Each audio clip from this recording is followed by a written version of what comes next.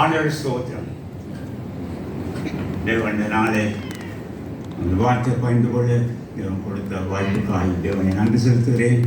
அது ஒழுங்கு பிரகாரமாய் செய்த எனது அன்பின் தலைமை போத வாசலின் பற்றிக்காக நன்றி செலுத்துகிறேன்.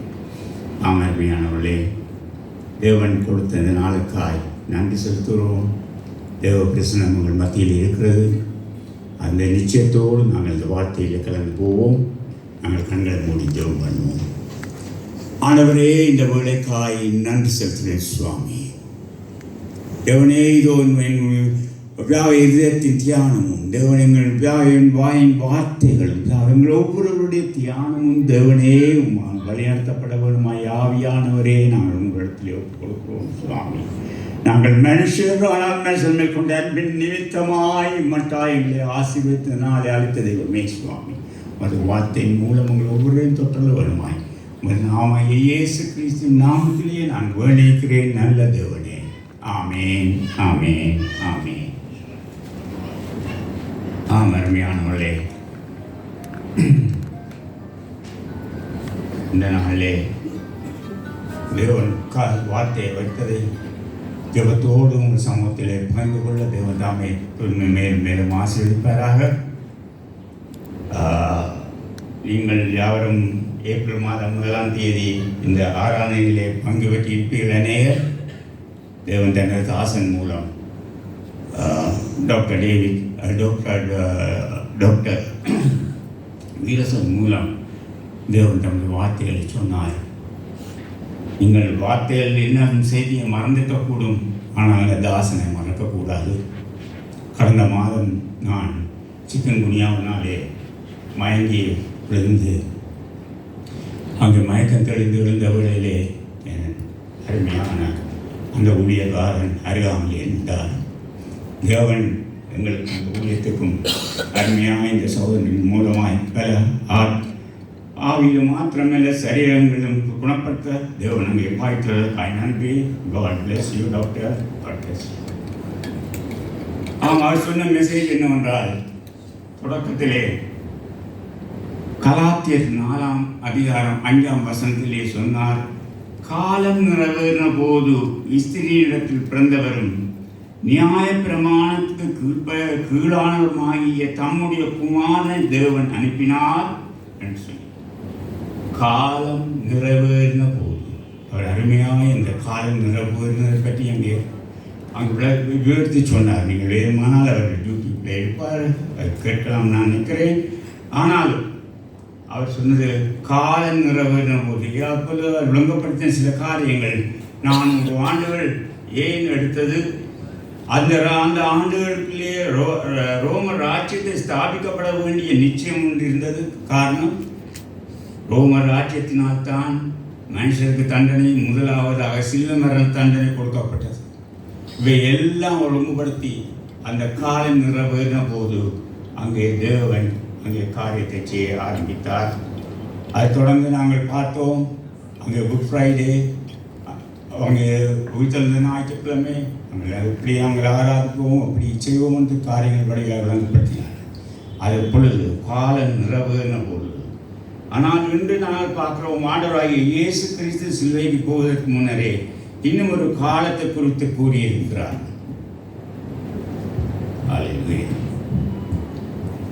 அந்த காலத்தை குறித்து பவுல் அப்போஸ்தலன் 1 கொரிந்தியர் 11ஆம் அதிகாரம் 25-26 இவ்வாறு கூறுகிறார். அது 23-24 அவர் என்ன செய்கிறார், அப்பத்தை எடுத்து அதை ஸ்தோத்திரம் பண்ணி நீங்கள் வாங்கி புசியுங்கள் என்றார். ஆனால் 25வது வசனத்திலே போஜனம் பண்ணின பின்பு அவர் அந்தப்படியே பாத்திரத்தையும் எடுத்து, இந்த பாத்திரம் என் இரத்தத்தினால் ஆகிய புதிய உடன்படிக்கையாக இருக்கிறது, நீங்கள் இதை பானம் பண்ணும் போதெல்லாம் என்னை நினைவுகூரும்படி இதை செய்யுங்கள் என்றார். தொடர்ந்தும் அங்கே 26வது வசனத்திலே அவர் ஆகையால் இந்த அப்பத்தை புசித்து இந்த பாத்திரத்திலே பானம் பண்ணும் போதெல்லாம் கர்த்தர் வருமளவும் அவருடைய மரணத்தை தெரிவிக்கிறீர்கள் என்று மிக மிக முக்கியமான ஒரு காலத்தை குறித்து சொல்லப்படுகிறது.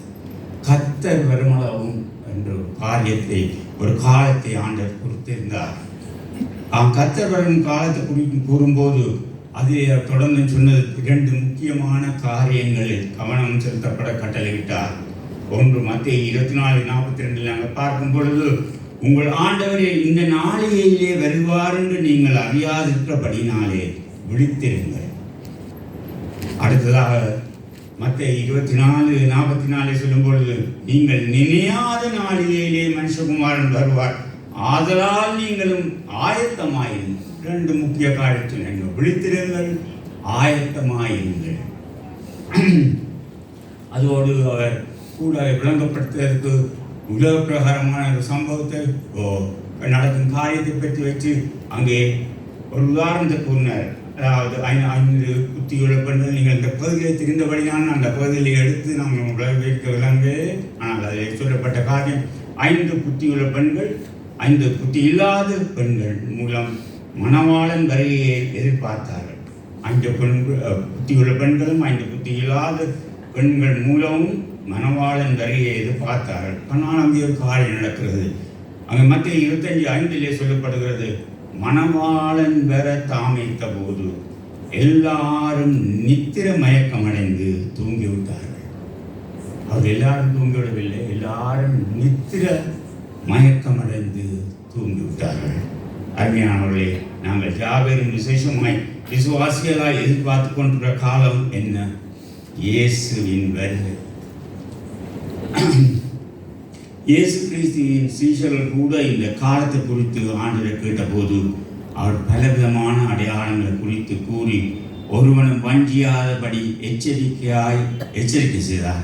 மத்தேயு 24:6 சொல்லும் பொழுது, யுத்தங்களின் செய்திகளையும் கேள்விப்படுவீர்கள், ஜனத்துக்கு விரோதமாய் ஜனமும் பஞ்சங்கள் கொள்ளை நோய்கள் பூமி அதிர்ச்சி இப்படியாக பல வெளிப்படையான காணப்படுவதான அடையாளங்களை ஆண்டவரின் வருகையை சமீபமாக இருக்கிறது என்பதை அறிந்து கொள்ளலாம் என்று தேவன் அங்கே அடையாளங்களை குறித்து சொன்னார்.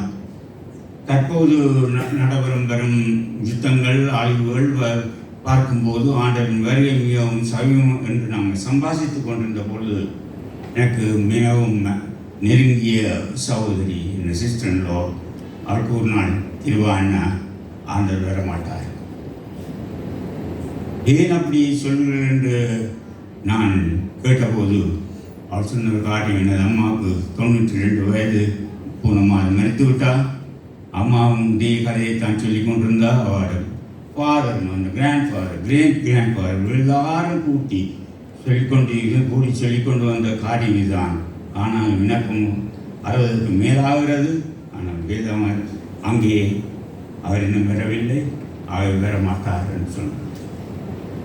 அவள் உண்மையாகவே தன் ஓப்பனாக சொல்கிறார் அசௌகரி என்றபடினாலே நான் அவளுக்கு வேதாமத்தில் இருந்த ஒரு பகுதி எடுத்து சொல்லுவோம் பார்த்து என்ன பொழுது 2 பேர் 3 இப்படி சொல்கிறது. அவர் சொன்ன காரியத்தின்படியே அங்கே வேதாமத்தில் துவக்கப்படுகிறது. அவர் வருவார் என்று சொல்லுகிற வாக்கு தத்தம் இங்கே பிதாக்கள் நித்திரையடைந்த பின்பும் சகலமும் சிருஷ்டிக்கு பின் தோட்டம் முதல் இந்த விதமாயே இருக்கிறது என்று சொல்கிறார். அதே அவள் சொன்ன மாதிரி தான் இந்த அப்பா அம்மா கிராண்ட் ஃபாதர் எல்லாம் சேர்த்துட்டாங்க. ஆனால் அதே மாதிரி தான் நடந்து கொண்டிருக்கிறது, ஒன்றும் வித்தியாசம் இல்லை. ஆனால் 2 பேர் 3:9 தாமதிக்கிறார் என்று சிலர் எண்ணுகிறபடி கர்த்தர் தமது வாக்கு தத்தத்தை குறித்து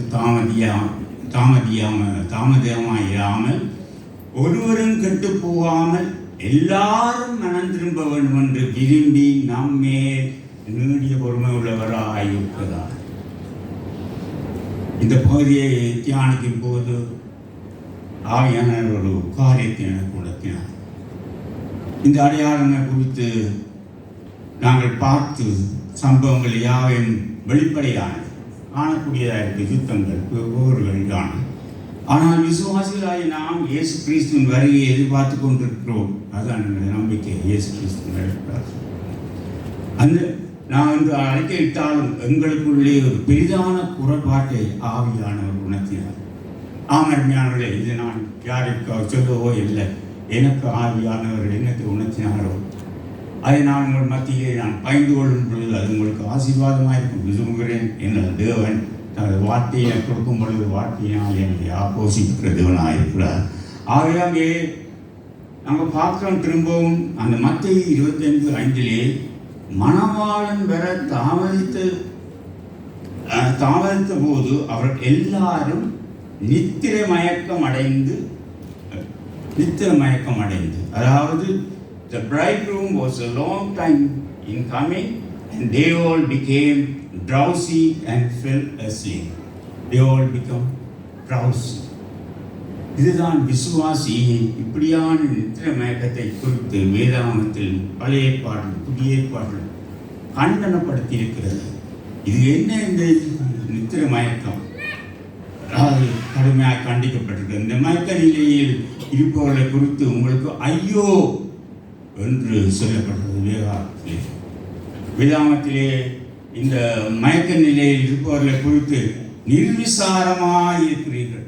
நிர்விசாரமாய், அதாவது கம்ப்ளேசன்சி, நிர்விசாரமாய். அதுக்கு நான் சொல்கிறேன். ஆனால் வார்த்தையை பார்ப்போம். ஆமோஸ் 6:1 சீயோனிலே நிர்விசாரமாயிருக்கிறவர்களும் சமாரியாவின் பர்வதத்தை நம்பிக்கொண்டிருக்கிறவர்களும் ஜாதிகளின் தலைமையினப்பட்ட இஸ்ரவேல் வம்சத்தார் தேடி வருகிறவர்களும் ஆகிய உங்களுக்கு ஐயோ! Woe to you who are complacent in Zion, and to you who feel secure on Mount Samaria, you notable men for the foremost nation to whom people is set down. Woe to you! அருமையானவர்களே, இந்த பகுதியை முற்றாய் வாசித்தீர்களானால், அந்த ஆமோஸை பகுதியை வாசித்தார்களானால், அந்த விசுவாசிகளின் நிலவரங்களை அங்கே காணலாம். அவர்களும் நாங்கள் விசுவாசத்தது போலதான் பார்த்து கொண்டிருந்தார்கள். தேவனுடைய கர்த்தருடைய நாளுக்காய் பார்த்து கொண்டிருக்கிறார்கள். ஆமோஸ் 5:18 இப்படியா சொல்லப்பட்டது, கர்த்தருடைய நாளை விரும்புகிறவர்களுக்கு ஐயோ! அதனால் உங்களுக்கு என்ன உண்டு? கர்த்தருடைய நாள் வெளிச்சமாயிடாமல் அந்தகாரமாயிருக்கும். அடுத்த 5:20 அதே தான் சொல்றார், கர்த்தருடைய நாள் வெளிச்சமாயிடாமல் அந்தகாரமாயிருக்கும். Woe to you who long for the day of the Lord. Why do you long for the day of the Lord? That day will be darkness, not light. Will not that day of the Lord be darkness, not light? அங்கே தேவன் அங்கே சொல்வார், அந்த நாள் அவர்களின் நிலவரத்தை அந்த பகுதியில் நீங்கள் திரும்பவும் வாசி பார்த்து கொண்டு போகிறானால் அவர்களின் ஜீவியம் ஒரு விசுவாச ஜீவியத்திலே அவர்கள் தங்களிலே நம்பிக்கொண்டிருந்தவர்கள்.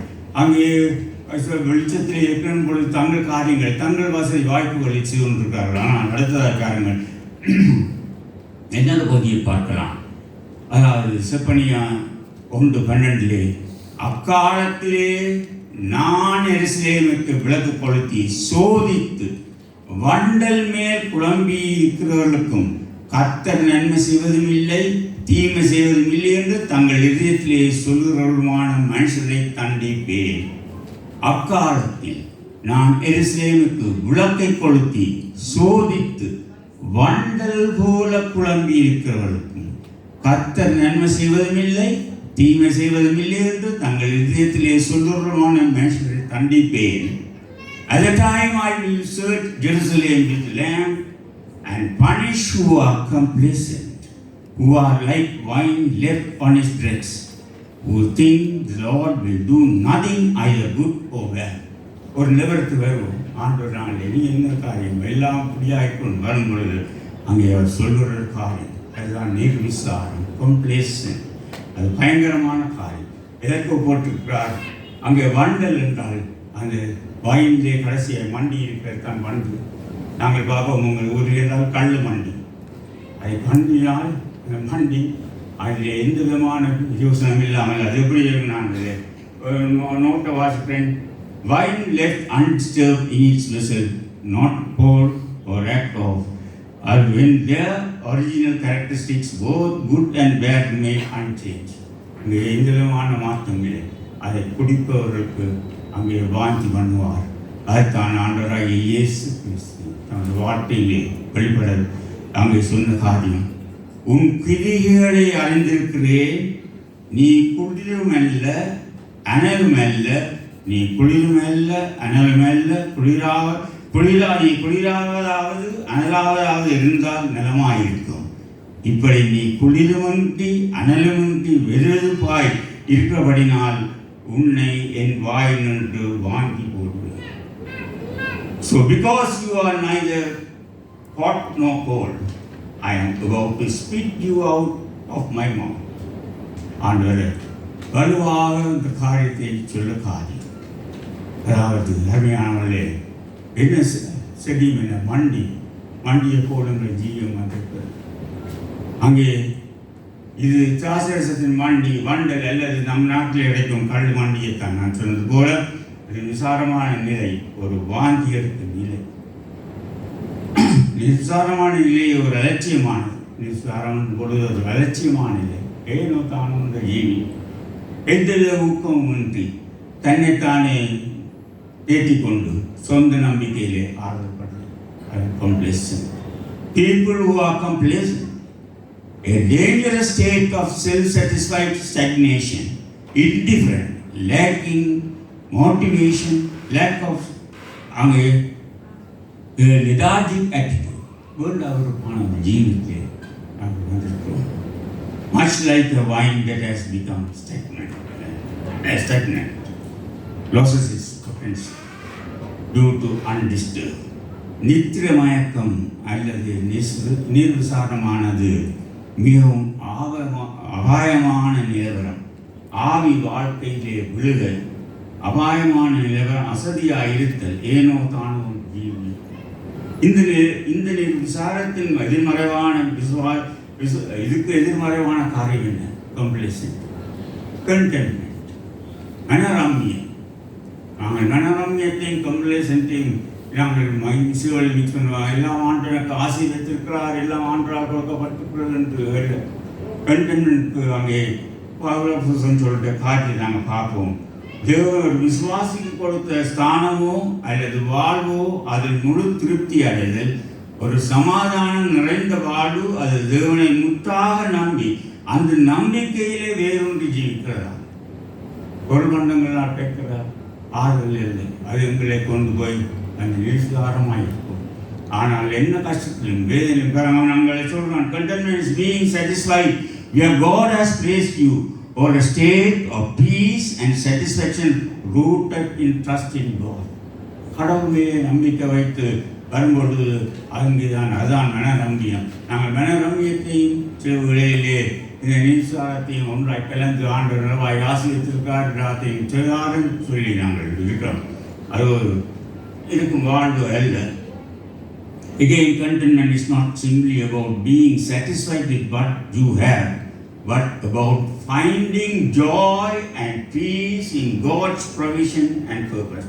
கடவுள் என்ன நோக்கத்தோடு ஏற்பாடு செய்திருக்காரோ அதன் பிரகாரம் நாங்கள் ஜீவிக்கிறதெல்லாம் அங்கே அதன் பிரகாரமாக எங்களுக்கு கிடைக்கிற அந்த சந்தோஷம் வாழ்க்கையும் தான் தேவனை எதிர்பார்க்கும் காரணம். ஏற்கான் பிலிப்பியர் 4:11 என் குறைச்சலினால் நான் இப்படி சொல்லுகிறது இல்லை, ஏனெனில் நான் எந்த நிலைமையிலும் இருந்தாலும் மனம் ரம்யமாய் இருக்க கற்றுக்கொண்டேன்.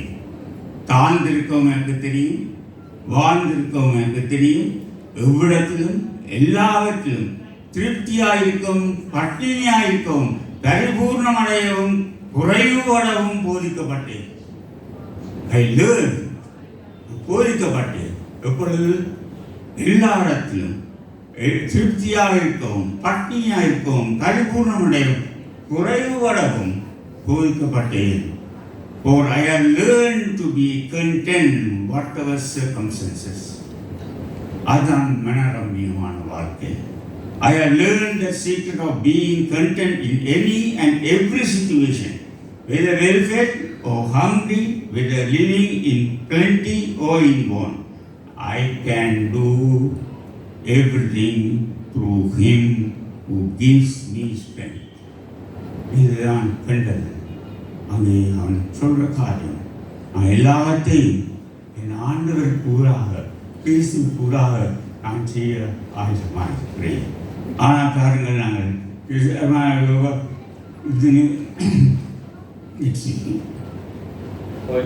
தண்ணி குடிக்க வேண்டியும் டாக்டருக்கு போகணும், கொடுக்குற பில் தண்ணி குடிக்கணும்.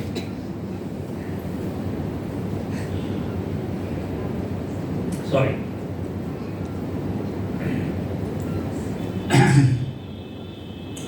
அங்கே பார்க்குறோம் நாங்கள் 2-3 உங்களுக்கு தெரிஞ்ச சம்பவம். ஆனால் இந்த நாளை பார்ப்போம். இதற்கு கீழே இந்த தலைப்பு கீழே நாங்கள் எதிர்பார்க்கத்தக்க இருக்கிறது நாங்கள் பார்ப்போம். நாங்கள் 1 சாமுவேல், நான் கதையை சொல்ல போகவில்லை, இது தெரிஞ்ச கதை. 1 சாமுவேல் 17:45 அதற்கு தாவீது பேஸ்தனை நோக்கி, நீ பட்டயத்தோடும் ஈட்டியோடும் கேடத்தோடும் இன்னத்தில் வருகிறாய், நானோ நீ நிந்திக்கிற இஸ்ரவேலுடைய இராணுவங்களின் தேவனாகிய சேனையினுடைய கர்த்தரின் நாமத்தில் உன்னிடத்தில் வருகிறேன். பாருங்கள் என்ன மாதிரியான சாட்சி அந்த இடத்தில் வருகிறது. நானோ நீ நிந்திக்கிற இஸ்ரவேலுடைய இராணுவங்களின் தேவனாகிய சேனையினுடைய கர்த்தரின் நாமத்திலே உன்னிடத்திலே வருகிறேன். அருமையானவர்களே, எவ்வளவு தேவனை மயப்படுத்தி சாட்சி. நீங்கள் நன்றாய் அறிவீர்கள் எப்படி அவன் சத்துருவை மேற்கொண்டான். இந்த கதையை நான் கோலியத்தின் தாவித கதையை வச்சு இந்த வயதிலிருந்து எனக்கு தெரியும். ஆனால் பாருங்கள், இந்த இடத்துல அவன் சொன்ன சாட்சி எவ்வளவு பெரிதான சாட்சி. ஆனால் 1 சாமுவேல் 17:45 அதே தாவீது அங்கே அவன் வாழ்க்கையிலே குடும்பத்திலே பிரச்சனைகள், கஷ்டங்கள், கவலைகள் வருகிறது, பிரிவினைகள் வருகிறது, கலைக்கு ஓடி போகும் பொழுது அங்கே பாருங்கள் 1 சாமுவேல் 17:47 கர்த்தர் பட்டயத்தினாலும் ஈட்டினாலும் வெற்றிக்குறளை அல்ல இந்த ஜனக்கூட்டம் எல்லாம் அறிந்து கொள்ளும். ஏதாவது அந்த சாட்சியோடு சொன்ன காரியம், முதலாவது சொன்ன காரியம் என்னவென்றால், யுத்தம் கர்த்தருடையது, அவர் உங்களை எங்கள் கையிலே கொடுப்பார் என்றான். அப்படி பெரிய சாட்சியாக சொன்னான். இதே தாவீது பல நிலவரங்கள் கூடாக செல்கிறான். குடும்பத்தின் பிரச்சனைகள், அரண்மனை பிரச்சனைகள் கூடாக செல்கிறான். இங்கே 1 சாமுவேல் 25:5 தாவீது 10 வாலிபரை நீங்கள் கர்மேலுக்கு போய் நாபாலிடத்தில் சென்று என் பேரை சொல்லி அவன் சுக செய்தியை விசாரித்து. இங்கே ஒரு விசுவாசி தேவ சமூகத்திலே அங்கே சொன்னான், ஆண்டவராகிய நாமத்திலே நான் வந்திருக்கிறேன் என்று சொன்ன சாட்சி உள்ளவன். குடும்ப பிரச்சனை, அவன் விசுவாசி தான், ஆண்டவர் கல்வி. ஆனால் அவன் இங்கே சொல்கிறான், தாவீது அந்த வாலிபரை நீங்கள் கர்மேலுக்கு போய் நாபால் என்ற ஒரு ஆண்டவர் முட்டான். அவன் வேதம் சொல்லுகிறது, அவன் பேயாடி பிசாசு பிடித்தவன். அந்த பேரி அதுக்காக கொடுத்தது. பாருங்கள், தாவீது 10 வாலிபரை நீங்கள் கர்மேலுக்கு போய் நாபாலிடத்தில் சென்று என் பேரை சொல்லி அவன் சுக செய்தியை விசாரித்து தனக்கும் தன் வெளியாட்களுக்கு உதவும்படி அங்கே காரியங்கள் கேட்கிறான். 9வது வசனத்தை பார்க்கும் பொழுது தாவீதின் வாலிபர்கள் போய் இந்த வார்த்தைகளை எல்லாம் தாவீதின் நாமத்தினாலே நாபாலிடத்திலே சொல்லி பின் ஒன்றும் பேசாதீர்கள். பாருங்கள், அடுத்ததாக பார்க்கும் பொழுது நாபால் அவன் கிடைத்த மறுமொழி என்ன? நாபால் தாவீது ஊழியக்காரருக்கு பிரதித்திரமாக, தாவீது என்பவன் யார்? ஈசாயின் குமாரன் யார்? தங்கள் எஜமான்களை விட்டு ஓடி போகிற வேலைக்காரர் இந்த நாளிலே அனைவருக்கு என்று அங்கே சொல்லும் பொழுது அங்கே பாருங்கள், தாவீதின் வாலிபர் தங்கள் வழியிலே திரும்பி மறுபடியும் தாவீதிடத்தில் வந்து இந்த வார்த்தையெல்லாம் வரைத்தார்கள். 13வது வசனம். அப்பொழுது தாவீது தன் மனுஷரை பார்த்து, நீங்கள் அவரவர் உங்கள் பட்டயத்தை கட்டிக்கொள்ளுங்கள் என்றான். அவரவர் தங்கள் பட்டயத்தை கட்டிக்கொண்டார்கள். தாவீதும் தன் பட்டயத்தை கட்டிக்கொண்டான். ஏறக்குறைய 400 பேர் தாவீதுக்கு பின் சென்று போனார்கள். ஒரு முட்டாள், ஒரு பிசாசு பிடித்தவன் அங்கே கொள்வதற்கு தாவீது அங்கே பெரிய ராட்சதனுக்கு சாட்சியாக இருந்தவன். அங்கே எடுத்தது 5 கல்ಲು, அதில் ஒரு கல்லைத்தான் பாவித்தான். ஆனால் இந்த நாளில் என்னாமத்தின் இதுதான் எங்கள் விசுவாச வாழ்க்கையில் நடக்கிற காரியங்கள். நாங்கள் ஒரு காலத்திலே நல்லா இருந்து ஆண்டவர் சாட்சியாக சொல்லுவோம். ஆனால் படிப்படிய காரியங்கள் வரும்பொழுது நாங்கள் எங்கள் வாழ்க்கையிலே வலி விழுந்தால், ஆனாலும் எங்களை கொண்ட தேவன், எங்கள் மேல் அன்பு கொண்ட தேவன், எங்களை சாவத்திலிருந்து விளையாக்கிற தேவன் ஒரு பொழுதும் கைவிட மாட்டார். அவருடைய கிருபை எங்களோடு இருக்கிறபடினால் தான் அங்கே பார்க்க அருமையான கர்த்தரின் நாமத்திலே நாங்கள் போகும்போது அவனுக்கு தேவைப்பட்டது 5 கூழாங்கற்கள். அதுவும் ஒரு கூழாங்கல் தான் பாவிக்கப்பட்டது. ஆனால் தன் நாமத்திலே போகிறான். அங்கே ஆயுதங்கள் யாருடன் போகிறான்? ஒரு மனிதனோடு, பிசாசு பிடித்த மனிதனோடு பைத்தியம் பிடித்தவன். ஆனால் தேவன் கிருபை உள்ள தேவன். நான் அந்த மனுஷனின் மனைவியை அனுப்பி அவனுக்கு தன் ஒரு காரியம் தொடங்கப்பட்டதில்லை. நாவாலின் மனைவி மூலம் தாவீதுக்கு சில தேவ ஆசீர்வாதங்களை நினைவுபடுத்தினார். சில வேளையில் இந்த நாளில் நாம் இந்த கூட்டங்களில் இருக்கிறோம். இது ஆண்டவர் எங்களுக்காய் அங்கே அனுப்பியிருக்கிறார். ஒவ்வொரு நிலவரத்திலிருந்து விழுந்திருப்போம். ஒவ்வொரு காரியங்கள் தேவன் அறிந்தபடியினாலே, தேவன் தமது கிருபையினாலே இந்த நாள் இந்த இடத்திலே எங்களை ஆராய்த்திருக்கிறார். இது மனுஷராலான காரியம் அல்ல, மனுஷன் மூலமாய் கொடுக்கப்பட்ட காரியம். இந்த ஊழியர் அருமையானவர்களே, அங்கே அவர் சொல்லி அனுப்புகிற காரியம், அவன் மனைவியின் மூலம் கொடுத்த காரியம் என்னவென்றால், நீ விருதாவாய் இரத்தம் சிந்தாமலும் என் ஆண்டவராகிய நீ பழிவாங்காமல் இருந்தது உண்டானால் அப்பொழுது துக்கம் இராது, மன இடர்களும் இராது. கர்த்தர் என் ஆண்டவருக்கு நன்மை செய்யும் போது உம்முடைய அடியானித்தோம். அவர் சொல்கிறார், ஆண்டவர் உனக்கு பெரியதான காரியத்தை வச்சிருக்கிறார்.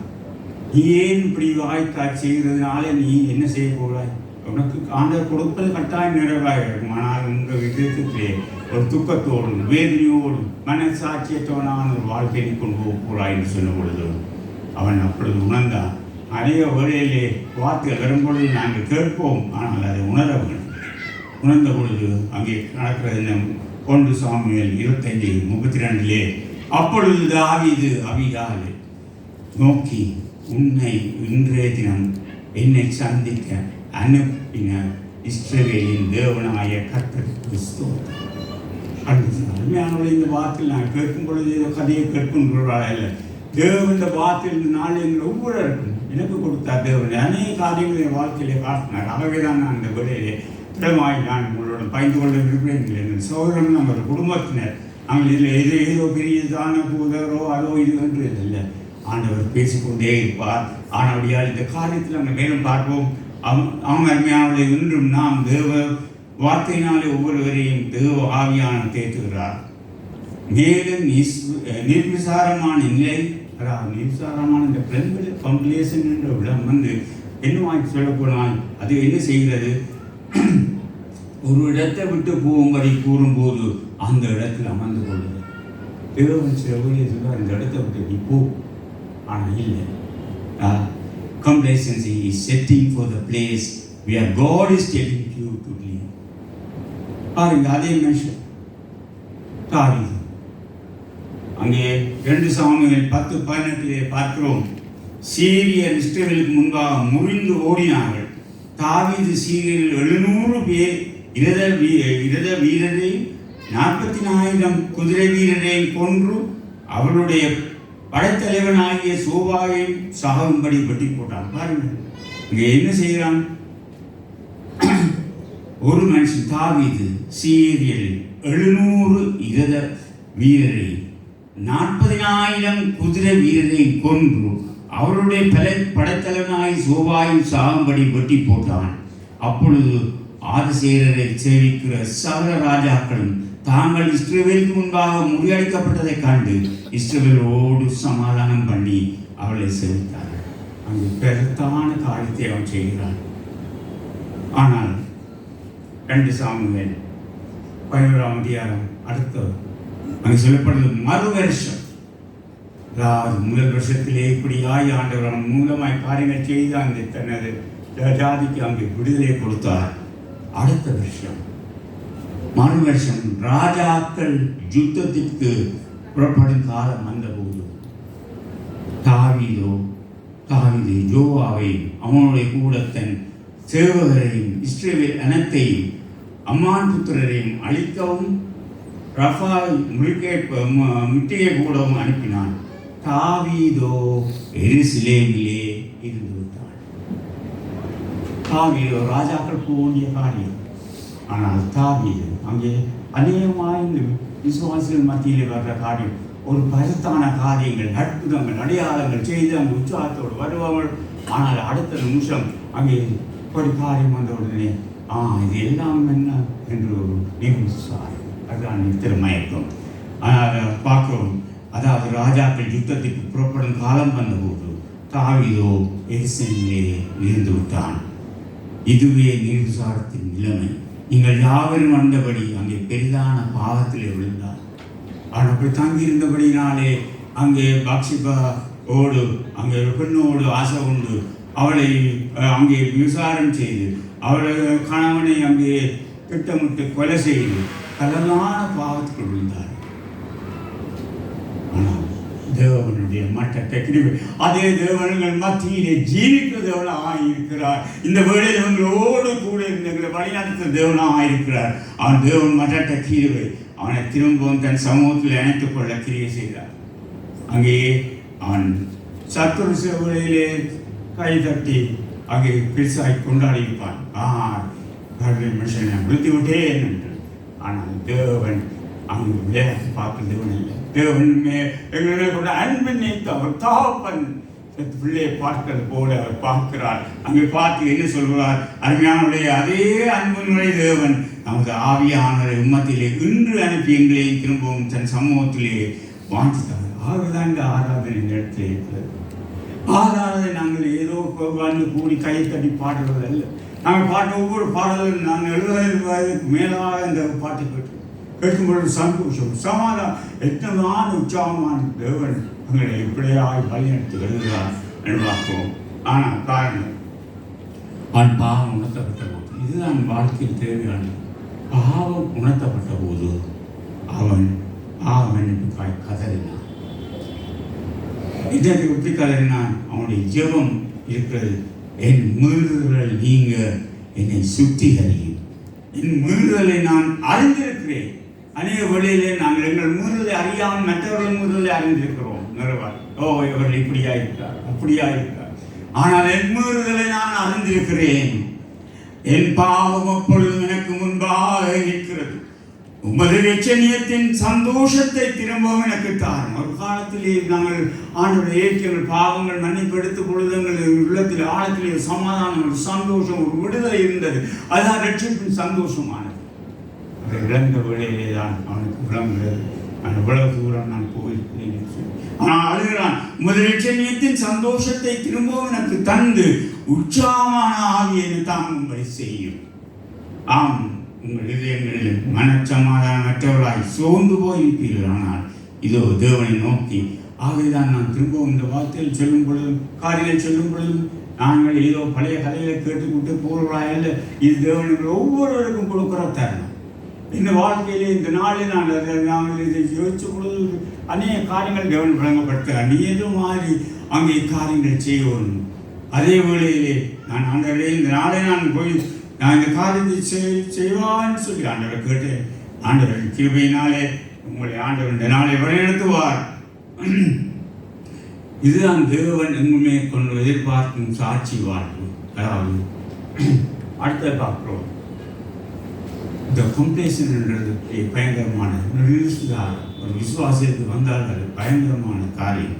இங்கே நாங்கள் சேவையிலே உலகத்தவரோடு இருக்கும் பொழுது அங்கே நாங்கள் காம்ப்ரமைஸ் பண்ண போவோம், நாங்கள் ஒத்துப்போம். அது பரவாயில்லை, நாங்கள் என்ன செய்கிறது பாருங்கள். லோத்து என்பவனை ஆபிரகாமின் மருமகன் நிறைவாய் தேவன் ஆசீர்வதித்தார். அவன் தானாகவே செழிப்பான இடங்களை தேடிக்கொண்டான். அவன் தன் ஜீவியத்தை ஒரு நிர்விசாரண நிலைக்கு மாற்றிக்கொண்டான். அவனுக்கு எல்லாம் கிடைத்த எல்லா ஆசீர்வாதம் கொடுத்தாரு. ஆண்டவர் கொடுத்தாரு. நீ விருப்பின இடத்து ஆபிரகாம் சொன்னான், நீ போய் விருப்பமான இடத்துக்கு போத்தான். தேடி இழந்தது என்ன எனக்கு கார்வை கண்டு அங்கே ஒரு நிர்விசாரணமாக இருக்கும் பொழுது என்ன நடக்கிறது? அவன் தேவ சாட்சியாக ஜீவிக்க வேண்டிய மனுஷன், அதாவது அன்பிலிவர்ஸ், அதாவது அவிசுவாசம் மத்தியிலே சாட்சியாக ஜீவிக்க வேண்டிய மனுஷன் நிலைவரத்தை பாருங்கள். தேவையாக சாட்சிக்க வேண்டியவன் குடும்ப தலைவர். அவன் குடும்ப தலைவர் என்ன செய்கிறான்? அங்கே பொல்லாதவர்கள் கர்த்தருக்கு முன்பாக மிக பாவியலுமாய் இருந்தவர்கள் அங்கே லோத்துவின் வீட்டை சுற்றி வந்த பொழுது அவன் செய்த காரியம் என்ன? தனது பிள்ளைகளை, தனது குமர் பிள்ளைகளை அங்கேயே அவன் சொல்கிறான். அவர்கள் படுக்கு முன்னே சோதோம் பட்டணத்தை மனிதராகிய வாலிபர்கள் கிழவர்கள் மற்ற ஜனங்கள் அனைவரும் 4 திசையிலும் வந்து வீட்டை சூழ்ந்து கொண்டு உன்னிடத்தில் வந்த மனுஷர் எங்கே என்று கேட்ட பொழுது இதோ அங்கே ஒரு காம்ப்ரமைஸுக்கு போகிறான். இதோ புருஷரை அறியாத 2 குமார்த்திகள் எனக்கு உண்டு, அவர்களை உங்களிடத்துக்கு வெளியே கொண்டு வருகிறேன். அவர்களை நீங்கள் இஷ்டப்படி செய்யுங்கள். நீங்கள் கொண்டு போய் ஏதாவது தூஷிப்பீங்க. நான் வந்த புல்லா மனுஷர்கள் அங்கே வந்த புது ஆட்களோடு அங்கே தூஷணமான பாலியல் நிலை போகிற பாருங்கள். தகப்பன் பெண் பிள்ளைகள் அங்கே கொடுக்கலாம். ஏனால் உலகத்தோடு ஒத்து போவோம். அதுதான் விசுவாசியம். நாங்கள் நினைப்போம் இது அவன் செய்தோ செய்த மடத்தனம் கொடுக்கலாம். ஆனால் எங்களுக்கு ஒரு திருமணம் வரக்கூடும் அல்லது ஏதாவது ஒரு காரியத்திலே இல்லை உலகத்திலேலாம் இப்படித்தான் செய்கிறார்கள். நாங்கள் இதுதான் சாரம் கொண்டே விழுத்த காரியம். ஆனாலும் தேவன் அங்கே அருமையானவர்களே, தேவன் எப்பொழுதும் அங்கே நாங்கள் இந்த இடத்தில் கூடியிருக்கோம். நான் இதான் யோசித்தேன். இந்த இடத்திலே நாங்கள் கூடியிருந்து ஆண்டவரை நோக்கி இந்த நாள் நாங்கள் காரியங்கள் செய்வதற்கு எத்தனை பேர் எங்களுக்கு ஆகிவிட்டிருப்பார். இந்த இந்த ஊழியம் ஆரம்பித்த பொழுது போது 4 மணிக்கு நாத்தாண்டியால் இருந்து வெளிக்கிட்டு நாராயணபிட்டியார் சேர்ச்சுக்கு வந்து அங்கே ஜெபக்குழுவினரோடு சேர்ந்து ஜெபித்து அங்கே பிரேயாவும் ஒவ்வொரு வீதியாய் ஜெபித்தார். அந்த வழியிலேயே அங்கே மற்றவர்கள் அநேகர் ஒன்று கூடி அங்கே எந்த விதமான வேறுதாக இல்லை. யாரையோ நாங்கள் ஆண்டவருக்கு அந்த துண்டு பேரிலே கொண்டு கொடுத்தார். அங்கே அருமையான இருக்கிறார்களுக்கு அவரை புரஸ்கார் கொண்டு போனார். என்னால் இவர் விடுதலை நேரம் இந்த போட்டு வழியாக இவர் விடுதலை புலிகளின் காரணம்னு சொல்லி அவர் கொடுக்கணும். இப்படியாக பல காரியங்கள் நடந்தது. அந்த அநேக காரியங்களை அங்கே சேவித்தார். அது பிரகாரமாகி நாங்கள் இந்த எத்தனையும் 200 ஆண்டுகள் அப்படி நாங்கள் ஒற்றுமையாக ஒரு காரியங்களை அங்கே செய்து கொண்டு வரும்பொழுது தேவன் அந்த இடத்திலே ஆயத்தமாகிட்டார். 20 இருந்தது 30,000 100,000 200,000 300,000 சில வேளைகளில் இந்த இடத்திலே இருக்கவும் இடமில்லாமல் அவனுடைய தேவனை. அதே போலத்தான் இவன் நிலவரம். இவன் அங்கே அந்த நிலவரத்திலே விழுந்திருந்தாலும் தேவன் அவன் மாவன் மூலமாய் அவன் என்ன தேவம் பண்ணுகிறான். அவன் பறந்து பேசுகிறான் ஆண்டவரோடு. ஆண்டவரே 50 நீதிமான்கள் இருந்தீர்களானால் நீங்கள் விடுவிப்பீங்களோ அடிக்காமல் விடுவீங்களோ. அந்த தொங்கி 40 கொண்டு 30 கொண்டு கடைசியாக 10 கொண்டு 10 பேர் இருந்தாங்க. அந்த ஜெபத்தின் மூலம் தான் தேவன் இடத்திலே ஆமாம். எங்கள் தேவன் நாங்கள் விழுந்து போல குறித்து கவலைப்பட்ட தேவனாக இருக்கிறார். அதற்காக காரியங்களை செய்து வருகிறார். ஆமாய்மையானவர்களே, அதே போல்தான் நாங்கள் இந்த நாளில் நாங்கள் பார்ப்போமானால் எங்களுக்கு என்ன இதாவது complacency, it leads to compromise with the world. இது விசுவாசத்தில் நடக்கக்கூடிய காரியம். விசாரமாக இருந்தால் நாங்கள் உலகத்தாருக்காக நாங்கள் அங்கே உலகத்தோடு சேர்ந்து போவதற்கான வழியை நாங்கள் காண்போம் முழுவோம். உலகம் இப்போ மாறிவிட்டது. ஆகவே நாங்கள் உலகத்தோடு போவோம் என்ற ஒரு கட்டாயம் வந்து திருமணமாக இருக்கலாம் அல்லது காரியங்கள் செய்யலாம். இதெல்லாம் உலகத்தில் செய்கிற காரியம் பாஸ்டர் எங்களுக்கு சொல்லலாம், யாருக்கும் சொல்லலாம். ஆனால் நாங்கள் விழுந்திருக்க நிலவரம் பயங்கரமான நிலவரம்.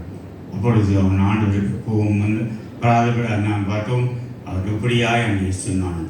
ஆகவே அருமையானவர்களே, இதைத்தான் ஆண்டவர் அவரை பார்த்து சொல்கிற காரியம். உங்கள் மண்டலன்னு சொன்ன காரியம். நீ குளிருமன்றி அனலுமன்றி வெதுவெதுப்பாய் இருக்கிறபடினாலே உன்னை வாய் நின்று வாந்தி பண்ணி போடுவேன். நீ நிர்பாக்கியம் உள்ளவன். பாருங்கள், ஆண்டவர் எவ்வளவா எங்களுக்கு கண்டனப்படுத்துகிறார். நீ பாக்கியம் உள்ளவன், பரிதவிக்கப்பட்டவன், தரித்திரன், குருடன், நிர்வாணியுமாய் இருக்கிறதை அறியாமல் நான் ஐஸ்வர்யவான் என்றும் திரவிய சம்பன்னர் என்றும் எனக்கு குறையில்லை என்றும் சொல்லுகிறபடியால் இதை ஆண்டை கோவித்து நீ குருடன் குரல் அழைத்துக் கொடுத்தாங்க. பாருங்கள் எப்படி என் தாப்பன் தேவனின் இதயத்தின் தாளத்தை என்று சொல்றார். நான் நேசிக்கிறவர்களோ அவர்களை கலந்து கொண்டு சிரிச்சிப்பேன். நான் நேசிக்கிறவர்களோ அவர்களை தேவனுடைய கடிந்து வரும்பொழுது நாங்கள் தள்ளக்கூடாது. அவர் கடிந்து கொள்கிறார். அதாவது தாப்பன் தன் பிள்ளைக்கு அங்கே தண்ணீர் கொடுக்கும் பொழுது அது சிச்சிக்க தோன்றும். நீ இனிமேல் இந்த காரியத்தில் செய்யாதே. ஆனால் போலீஸ்மேன் வந்து ஒரு காரியத்தை தண்டனை கொடுக்கும் பொழுது ஏன் செய்தார்? அது தண்டனை ஏன் செய்தார்? ஆனால் அன்புகின்ற தேவாதி தேவன், எங்கள் பாவங்கள் சாவங்களை சுமந்திருந்த தேவன் அங்கே சொல்ற காரியம், நான் நேசிக்கிறவர்களோ அவர்களை கலைந்து கொண்டு சிக்ஷிக்கிறேன். இதுதான் ஒரு காரியத்தை தேவன் சொல்கிறார். ஒரே ஒரு காரியத்தை தேவன் நாளும் உங்களிடம் கேட்கிறவர்கள், நீ மனந்து ஆகையால் நீ ஜாக்கிரதா இருந்து மனந்து. தேவன் உலகத்துக்கு வந்த பொழுது அவருடைய பிரசங்கம் சாத்தினது மனந்திரும்பு பரவாச்சு. அது போனாலும் வந்தாலும் எங்கிருந்தாலும் வார்த்தையில் ஒவ்வொன்று நீ மனம் திரும்பு, நீ மனம் திரும்பு, நான் உனக்காக நான் காமத்தித்துக் கொண்டிருக்கிறேன், நீ அழிந்து போ, நல்லதல்ல.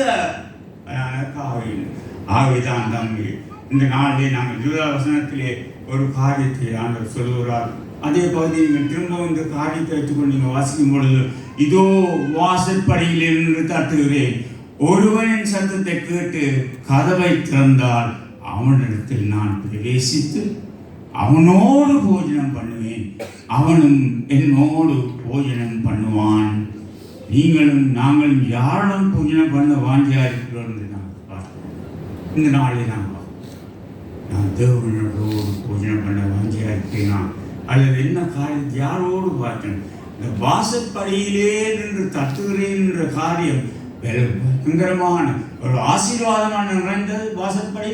அதே வேளையில் தேவன் அந்த வாசற்படியை பற்றி சொல்லும் பொழுது இன்னொரு காரியத்தை அங்கே சொல்லியிருக்கிறார். நாங்கள் பார்க்கிறோம்.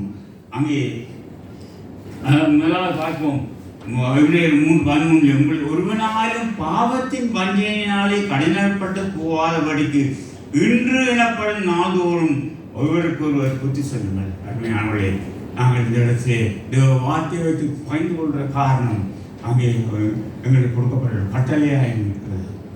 அதே போல் இங்கே புத்தி செல்லுங்கள் என்று சொல்கிறது. ஆனால் இந்த வாசற்படியில் தட்டுகிறேன், இது எமது ஆண்டவராகிய இயேசு கிறிஸ்துவின் அன்பின் அழைப்பு. ஆண்டவர் கொடுக்கும் பொழுது இதோ நான் வாசற்படியில் நிற்கிறேன் பொழுது ஆண்டவருடைய பிரசனம் இருக்கிறது. உதாரணமாய் ஆண்டவர் ஒரு முறை ஒரு பெண் அங்கு விவசாயத்திலே அங்கே ஆகப்பட்ட வேளையிலே அவர்கள் அங்கே பிடித்து கொண்டு வருகிறார்கள்.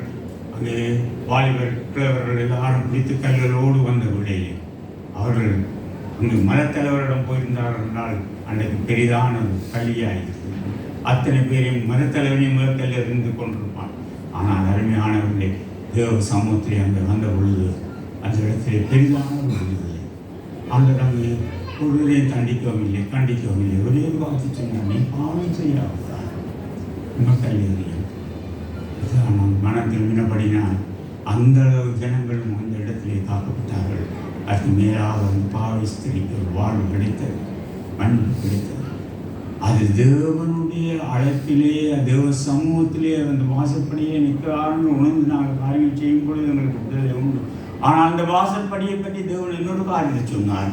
அதாவது ஆதியாகமம் 4:7 நீ நன்மை செய்தால் இருந்தால் பாவம், நீ நன்மை செய்யாமல் இருந்தால் பாவம் வாசற்படியில் படுத்திருக்கும்.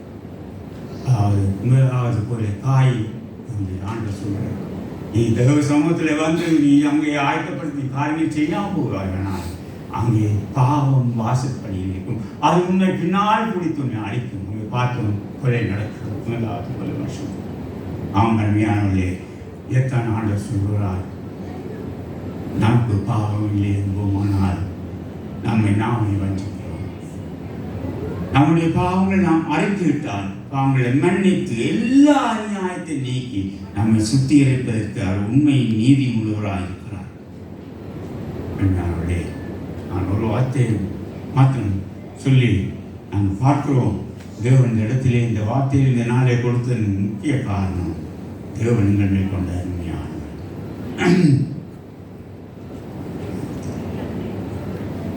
விசுவாசிக்கு காரியம் கண்டிருக்கிறது.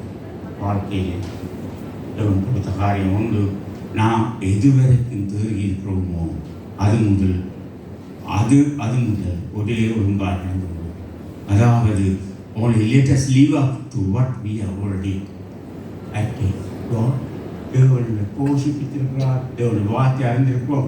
நாங்கள் தேவனுடைய வார்த்தை என்னமாய் அங்கே அறிய வேணுமோன்னு சொல்லி அன்றாப்பார்களே, அறிந்த வார்த்தைக்கு நீங்கள் ஒழுங்காய் உங்கள் வாழ்க்கையை ஆயத்தப்படுத்தவர். அங்கே போடுகிறது, நாம் எதுவரை தேறி இருக்கிறோமோ அது முதல் ஒரே ஒழுங்கில் நடந்து கொண்டு only let us live up to what we have already attained. இன்னொரு வார்த்தையானது, அதாவது ஒரு நதிக்கு வெள்ளம் போனால் அங்கே புரண்டு ஓடும், ஆனால் நதி என்னும் பொழுது அங்கே ஒரு வரம்பு இருக்கிறது. வரம்பு என்றால் ஒரு வரம்பு, நாங்கள் let us live up to what we have already attained. அடுத்தது, தன்னை நிற்றவன் என்று எண்ணுகிறவன் விடாதபடிக்கு எச்சரிக்கிறார் ஒரு விசுவாசி. So if you think you are standing firm, be careful that you don't fail. இது ரெண்டுக்குள்ளாலும் தான் நாம் வார்த்தை கொண்டு அருமையானவர்களே, இந்த வேளையிலே தேவன் எங்களோடு பேசுகிறார். அதே தேவன் எங்களுக்கு வாக்குத்தத்தம் பண்ண பேசன். இதோ நான் வாசற்படியில் நிற்கிறேன்னு சொன்ன தேவன் அங்கே சொல்கிறார், நீ உன் பாவத்தை நீ அறிக்கையிட்டால் நான் உன்னை மன்னித்து உன்னை எல்லா அநியாயத்திலும் விடுதலையாக்க வல்லவர்கள் நல்லவருமாக இருக்கேன். அருமையானவர்களே, அங்கே நாங்கள் செய்கிற காரியங்களில் கவனமாக இருப்பவரும் விசுவாசிகளாய், நாங்கள் செய்கிற காரியங்களில் நாங்கள் விசுவாசிகளாய் இருப்போமானால் அங்கே கவனமாக இருப்போம். எங்கள் பேச்சிலே, எங்கள் நடத்தையிலே, எங்கள் செய்கையிலே நாங்கள் செய்யக்கூடும். அங்கே நீங்கள் பார்ப்பீர்களானால்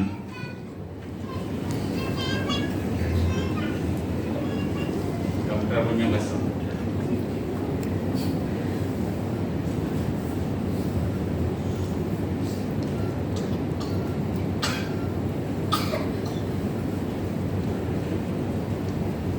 ஆகவே இந்த இரவிலே அருமையானவர்களே, தேவனங்கள் ஒவ்வொருவருக்கும் நாங்கள் என்னென்ன பட்சத்தில் இருக்கலாம். நாங்கள் எங்களுக்குள்ளே முதலாவது நாங்கள் எங்களின் பாவங்கள் கொண்டவராயிருக்கிறோம்.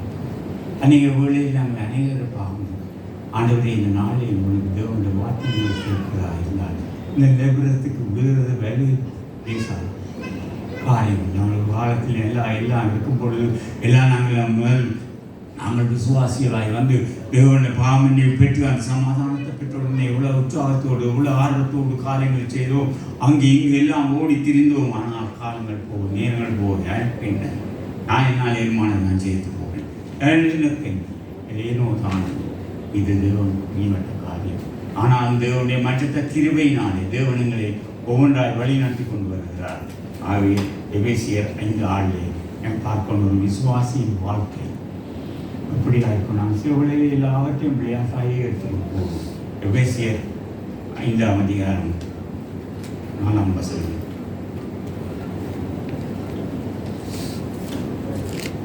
அதாவது சொல்கிறார், எப்படி ஒரு விசுவாசி தன் வாழ்க்கையை அவங்க பிரயோஜனப்படுத்தவன் அண்மையானவர்களை சில வழியில் நாங்கள் தப்பினால் போதுமென்று இருக்காமல் எங்கள் மூலமாய் தன் தேவன் பேச இருக்கிறார் ஜனங்கள் மத்தியிலே.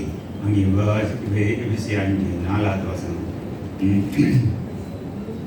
அப்படியே வாங்கும் புத்தியீனமான பேச்சும் பரியாசமும் தகாதவளை ஸ்தோத்திரம் செய்தல் பரியாசம் தகாதவர்கள் அப்படியே வம்பும் புத்தியீனமான பேச்சும் பரியாசமும் தகாதவர்கள் ஸ்தோத்திரம் செய்தலே காணும். விவசாரக்காரனாவது, அசுத்தனாவது, விக்கிராராதனைக்காரனாவது, பொருளாசைக்காரனாவது தேவனுடைய ராஜ்யமாகிய இயேசு கிறிஸ்துவின் ராஜ்யத்திலே சுதந்திரம் அடைவது இல்லை என்று அறிந்திருக்கிறீர்களே. இப்படிப்பட்டவர்களின் நிமித்தம் கீழ்ப்படியாமையின் பிள்ளைகள் மேல் தேவ கோபாக்கினை வருவதால் ஒருவனும் உங்களை வீண் வார்த்தையினாலே மோசம் போவாதபடிக்கு எச்சரிக்காய். இந்த காரியங்கள் நான் கவனமாக இருக்க வேணும். அதாவது பூத்தியமான பேச்சு. அங்கே இந்த பகுதியில் கடைசியில் வாசிக்கும் பொழுது என்னத்தை அவர் சொல்கிறார், நீங்கள் ஒருவர் அங்கே சங்கீதங்களினாலும் கீர்த்தனையினாலும் ஞான பாட்டுகளினாலும் ஒருவருக்கொருவர் சுற்றி சொல்லிக் கொண்டு உங்கள் இதயத்திலே கர்த்தரை பாடி கீர்த்தனை பண்ணி இதன் மூலமாய்த்தான் நாங்கள் எங்களுடைய விசுவாச வாழ்க்கையிலே ஒருவருக்கு அங்கே நம்ம அனுப்புகிற செய்திகளாக இருக்கலாம், SMS இருக்கலாம், சட்டிங்காக இருக்கலாம், எல்லா காரியங்களும் நாங்கள் எந்த தேவையான கவலைகள் அங்கே தேவன் அதை கண்டிக்கிறார். மேலும் அங்கே வாங்கும் புத்தியின்மையான பேச்சு, பரியாசம், தாதவைகளை இவை எல்லாத்தையும் தேவன் வெறுக்கிறார். விவசாயக்காரனாக நாங்கள் விவசாயம் செய்ய மாட்டோம், ஆனால் அந்த செய்கிற சற்று வழியை நாங்கள் செய்கிற காரியங்களில் நாங்கள் டபுள் மீனிங் ஆகி போகும்பொழுது அது எங்களுடைய உள்ளான காரியம் என்ன என்பதை காண்பிக்கிறது. அருமையானவர்களே, அது தேவ சமூகத்திலே ஒன்றே முதல் இங்கு தூக்க மாட்டாது, அங்கே தேவனை விரும்புவதில்லை. இது எல்லாம் நீரின் காரியங்கள் காணப்படுகிறது. இப்படியான காரியங்கள் வாழ்க்கையில் ஆனால் நாங்கள் இதிலே என்ன புகப்படுது. அவங்க தேவன் சொல்கிறார், தேவனுடைய ராஜ்யமாய கிறிஸ்துவின் ராஜ்யத்திலே சுந்தரம் அடைவது இல்லை என்று அறிந்திருக்கிறீர்கள். இப்படிப்பட்டவர்களை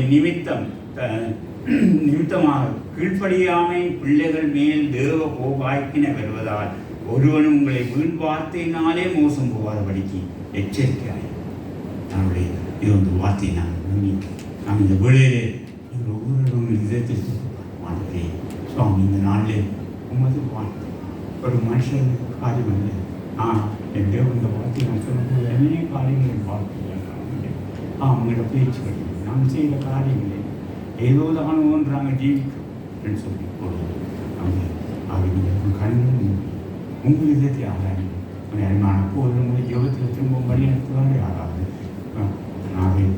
காலங்கள் கெட்டுக்கொண்டு வருகிறது, காலம் வருகிற காலம் நாம் சொல்லிக்கொண்டே வருகிறோம். ஆனால் அநேக மனதில் மாறிக்கொண்டே போகிறது, அநேகரோட காரியங்கள் மாறிக்கொண்டே போகிறது. ஆனால் தேவனுடைய நாளில் நீர் விசாரமான காரியம் நான் சொல்லுவோம். அவை தேவனி இந்த பிரச்சனை நாங்கள் தேவனுடைய அன்பு நிறைந்ததுனால சொல்கிறேன். நான் சிரிச்சிக்கிற தேவனாயிருக்கிறேன் என்றால் உங்களுடைய அன்பின் நிமித்தமான அதை கண்களை மூடி நாங்கள் ஜெபம் பண்ணுவோம்.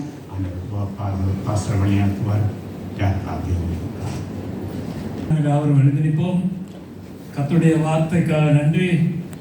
ஆமென்.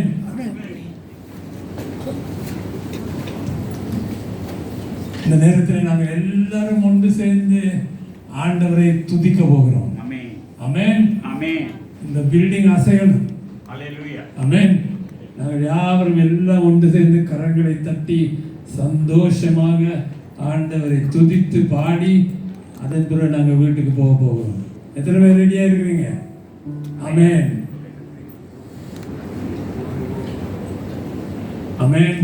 எல்லாரும் கரங்களை தட்டி உற்சாகமாக ஆண்டவருடைய பிரசன்னத்தில் ஆண்டவரை துதித்து பாடி. ஆமென். தெரியுமா, துதிக்கிற நேரத்தில் ஆண்டவருடைய பிரசன்னம் இறங்கி வரும். ஆமென். துதிக்கிற நேரத்தில் விடுதலை வரும். ஆமென். நாங்கள் எல்லாரும் இந்த நேரத்தில் ஒருமனப்பட்டு நாங்கள் துதித்து நாங்கள் தேவனுக்கு நன்றி செலுத்துவோம். ஆமென்.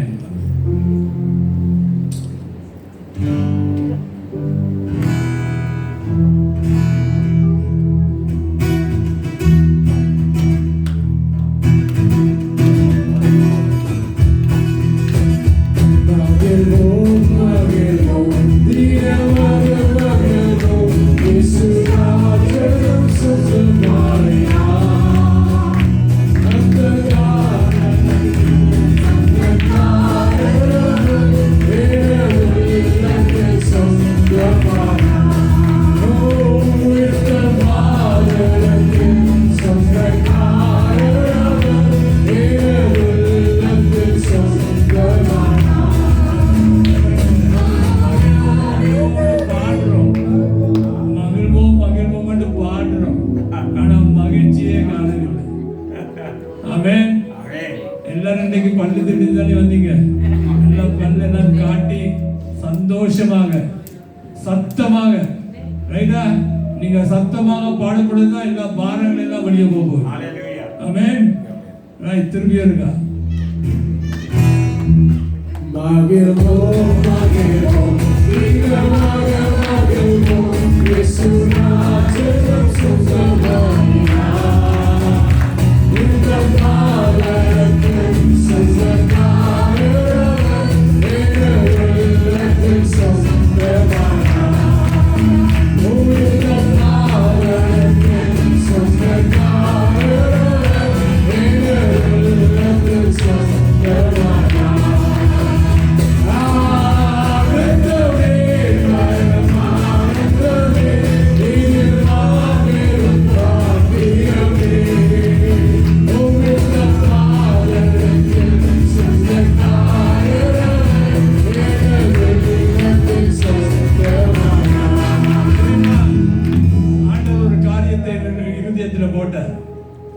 எத்தனை பேருக்கு எஸ்தர் ராணியின் கதை தெரியும்? பைபிள்ல எஸ்தர் ராணியின் கதை. ஆமான் என்ற ஒரு துஷ்ட மனிதன் இருந்தான். ரைட்டா? அதே நேரத்தில் மோர்தெகாய் என்ற ஒரு யூதன் இருந்தார். ஆமானுக்கு இப்ப என்ன வேணும்? யூதர் எல்லாம் கொன்று அழிக்க வேண்டும். ரைட்டா? அப்போ அவன் ஒரு திட்டம் போடுறான். மோர்தெகாய் வந்து அவனை ரெஸ்பெக்ட் பண்றது இல்லை. என்ன, அவர்கள் யூதர்கள் ஒருத்தருக்கும் தலைவணங்க மாட்டார்கள். இப்போ ஆமானுக்கு இது சரியான கோபம். ஆமான் வந்து ஒரு மோர்தெகாயை தூக்கில் இடுவதற்கு, அது என்ன சொல்றது, தூக்கு மரம் ஒன்று அங்கே அமைக்கிறார். ரைட்டா? அப்ப ஆமானுடைய மனைவி வந்து ஒரு காரியத்தை சொல்லுகிறார். பாருங்க, ஆபிரகாமுடைய மனைவி சாராள் ஒரு காரியத்தை சொன்னாள். ஈசாக்கினுடைய மனைவி ரெபேக்கா ஒரு காரியத்தை சொன்னார். பைபிள் அநேகருடைய மனைவிமார் பல காரியங்களை சொல்லியிருக்கிறார்கள், செய்திருக்கிறார்கள். ஆனால் இந்த ஆமான் என்ற துஷ்ட மனிதனுடைய மனைவி வந்து ஒரு காரியம் சொல்லுகிறார். என்ன சொல்கிறார் தெரியுமா? ஆமான், உனக்கு எதிராக எழும்பி வருகிற இந்த மோர்தெகாய் அவன் யூதனானால், என்ன சொல்லுகிறார்? மோர்தெகாய் யூதனானால் நீ க்ளோஸ், நீ தோற்று போவாய். யார் சொல்லுகிறது? ஆமானுடைய மனைவி. ஆமானுடைய மனைவி சொல்லுகிறாள் ஆமானுக்கு, உனக்கு எதிராக எழும்பி வருகிற மோர்தெகாய் அவன் யூதனானால் ஆமான் நீ க்ளோஸ். அன்புள்ள சகோதர சகோதரி, உங்களுக்கு தெரியுமா, பவுல் அப்போஸ்தலன் ரோமர் எழுதின நிருபத்திலே 11ஆம் அதிகாரத்திலே சொல்லுகிறார், நாங்கள் எல்லாரும் ஆவிக்குரிய இஸ்ரவேலர்கள், நாங்கள் எல்லாரும் ஆவிக்குரிய யூதர்கள். அப்படியானால் எங்களுக்கு எதிராக எழும்பி வருகிற எல்லா அந்தகார சக்திகளும் க்ளோஸ். ஆமென். எத்தனை ஆவிக்குரிய யூதர் இருக்கிறீங்க? ஆமென். அன்புள்ள சகோதர சகோதரிகளே, இது சத்தியம், இது வேத வசனம். அன்றைக்கு ஆமானுடைய மனைவி ஆமானுக்கு சொல்லுகிறார், மோர்தெகாய் ஒரு யூதரானால் மைடி ஆமான் நீ வரை. ஆமென்.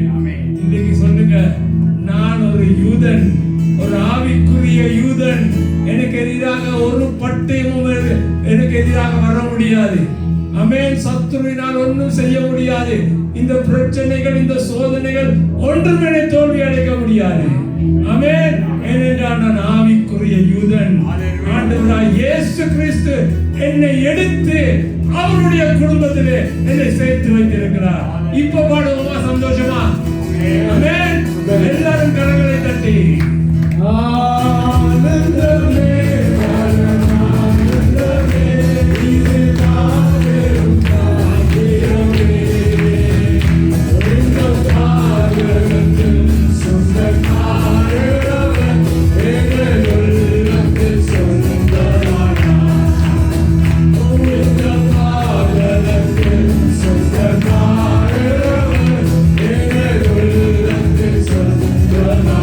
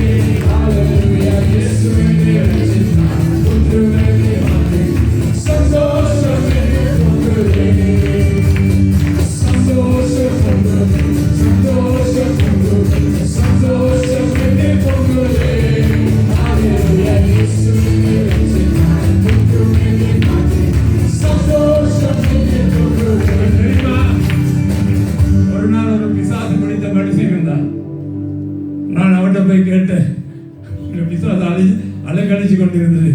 நான் போய் கேட்டேன், உங்கள்கிட்ட மாவ தண்டவாதன்னு கேட்டேன். அவன் என்ன சொன்னா தெரியுமா? உம்பாரி கத்தாங்கி இருந்தா.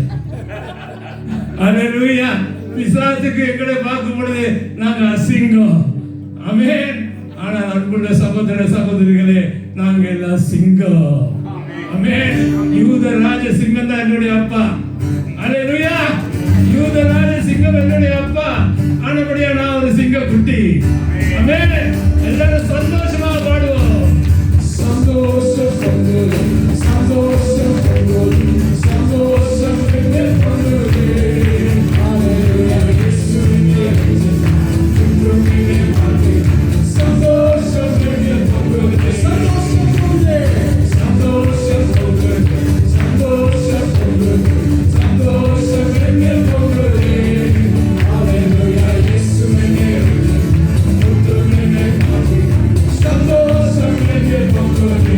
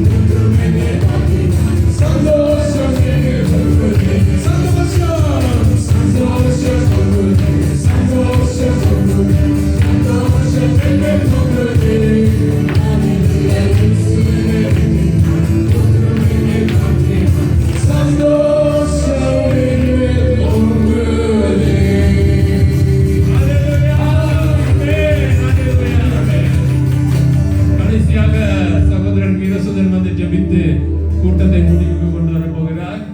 அன்புள்ள சகோதர சகோதரிகளே, தயவு செய்து உங்களுக்கு தெரிந்தார்கள், இன்னும் உங்களுடைய உற்றார் உறவினர் இந்த கூட்டத்தை பற்றி சொல்லுங்க. ஜூலை மாதம் 1ஆம் தேதி இந்த இடத்துக்கு அவர்களை அழைத்துக் கொண்டோம். ஸ்தோத்திரம் கர்த்தாவே, கிருபை உள்ள தகப்பனே. அப்பா, மீண்டும் ஒரு நாளிலே உம்மை நோக்கி பார்க்க, உம்மை துதிக்க, உம்முடைய வார்த்தையை கேட்க ஆண்டவே கர்த்தர் கிருபை செய்தீரே. ஸ்தோத்திரம், நன்றி என்று சொல்லுவோம். நாங்கள் நிர்விசாரமாக இல்லாமல் அப்பா ஆவியோடும் உண்மையோடும் உம்மை தொழுது கொள்பவர்களாக, உம்முடைய வார்த்தைக்கு கீழ்ப்படிபவர்களாக ஆண்டவரே, நீர் வாசல் படியிலே நிற்கின்றீர். இதோ நீர் சீக்கிரமாக வரப்போகிறீர். ஆண்டவரே, உம்முடைய வருகைக்கு நாங்கள் தயார்படுத்தக்கதாக ஆண்டவர் ஒவ்வொரு பிள்ளைகளுக்கும்